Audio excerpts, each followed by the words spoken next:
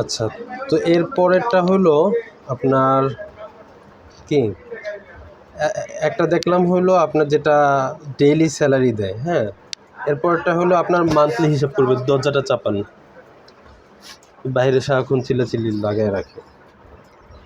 এরপর এটা হলো মান্থলি হিসাব করবে। মান্থলি কীভাবে হিসাব করবে? আপনার অ্যাটেন্ডেন্স হিসাবে ধরেন আপনার বেতন হলো গিয়া 10 টাকা, না ধরেন আপনার বেতন 30 টাকা 30 দিনের।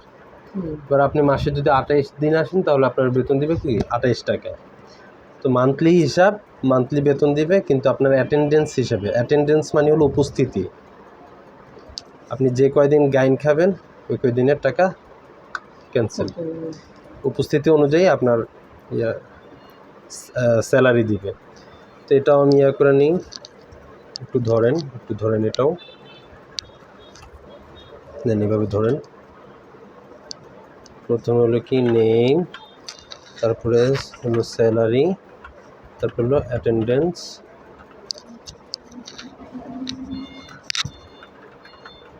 তারপর হলো পেমেন্ট। নেম কে কে থাকবো এখানে? ধরেন রাকিব আছে একজন কর্মচারী, জুবায়ের আছে কর্মচারী, মুজাহিদ ভাই আছেন, আলামিন ভাইও আছে, আলামিন ভাই, এই কয়েকজন হলো কর্মচারী। তো রাকিব ভাইয়ের স্যালারি ধরেন 300 টাকা, জুবায়ের ভাইয়ের দিলাম 10,000 টাকা, মুজাহিদ ভাইয়ের স্যালারি হলো 20,000 টাকা,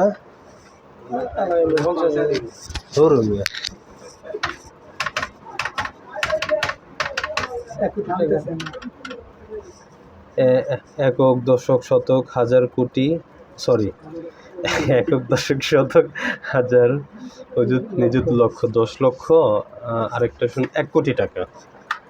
ঠিক আছে,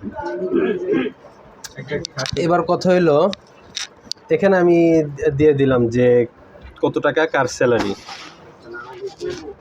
রাকিব ভাইয়ের স্যালারি 300, জুবায়ের ভাইয়ের 10,000, মুজাহিদ ভাইয়ের 20,000।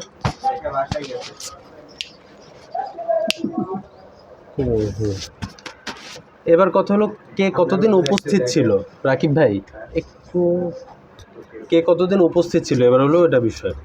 রাকিব ভাই 1 সপ্তাহ উপস্থিত ছিল, জুবায়ের ভাই 30 দিন, মুজাহিদ ভাই 27 দিন, আর আমি একবারে 30 দিন, সরি 90 দিন, 31 দিন বা 30 দিন।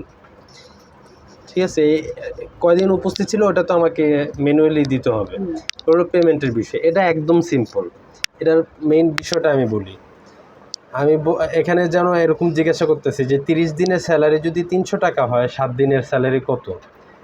এবার দেখেন এটা কিন্তু আমি বের করা কষ্টকর, কিন্তু যদি আমি একদিনেরটা বের করি তাহলে 7 দিনেরটা বের করা সহজ না?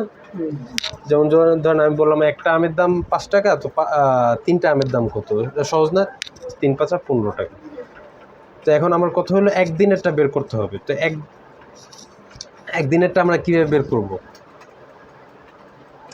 আপনি যখন বাড়বে কোনো কিছু ওটা হলো গুণ, কিন্তু যখন কোনো কিছু কমবে সেটা হলো ভাগ।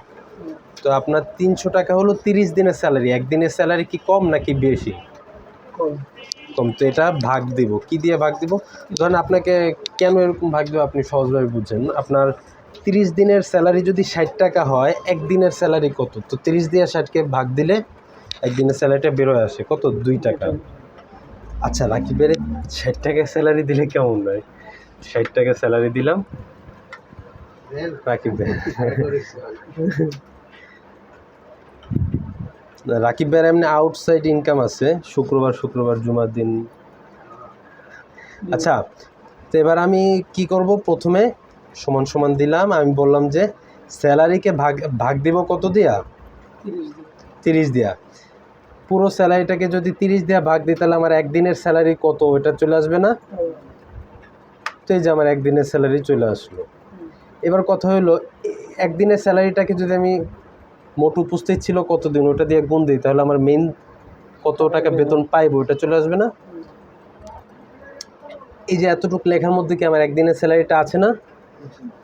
এটার সাথেই তো আমি গুণ দিয়ে দিতে পারি কি আমার অ্যাটেন্ডেন্স বা কতদিন উপস্থিত ছিল। তো একদিনের স্যালারি গুণ অ্যাটেন্ডেন্স, এখানে আমার কি তাহলে পেমেন্ট চলে আসবে। ওনার 30 দিনের স্যালারি 60 টাকা, তো একদিনের স্যালারি 2 টাকা, তো 7 দিনের স্যালারি কি 2 টাকা, 7 দুগুণে 14 টাকা বেরিয়ে চলে আসছে। এভাবে দিলে সবারটা চলে আসবে। ক্লিয়ার? একদম সোজা না এটা?